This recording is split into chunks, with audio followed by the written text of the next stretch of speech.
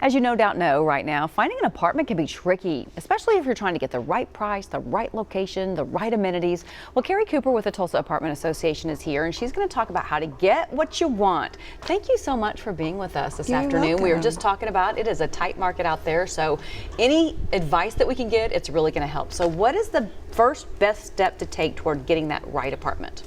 Yeah, you're absolutely right.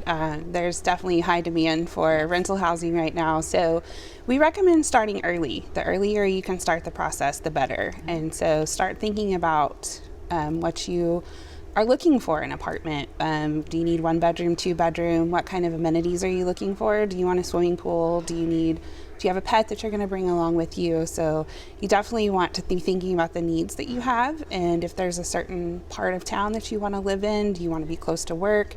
Think about those things and start making your list and start researching. Early. Because it could take you a couple months. I mean, realistically, Yes. or longer, right? Yes. So is there any particular amenity people should be looking for? Oh gosh, it really depends on your lifestyle. You know, there's so many different options out there. Lots of amenities exist, and they are changing. You know, now we have dog parks at apartment communities, and so there's a lot of really interesting things that are coming and are available at apartment communities. Trying to attract those people for sure. Yes. Okay, I get emails about this all the time. I have a maintenance issue, can't get it fixed. What do I do? Any advice for people who have a maintenance issue? Yeah, definitely. So you want to make sure that you know the proper channel to go through when you have a maintenance request, or sometimes they're called a work order. And so each apartment community or rental housing provider may have a different system. So they might have an online portal that they want you to put those through.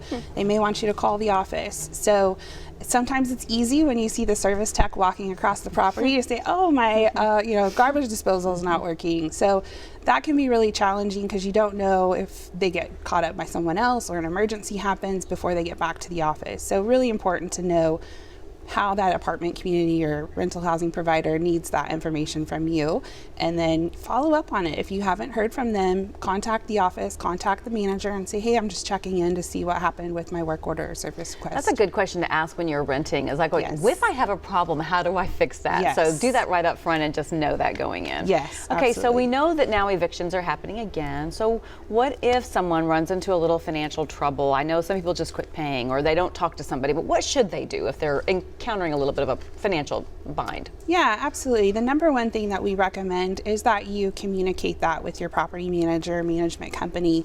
Let them know that you're going to have an issue paying rent.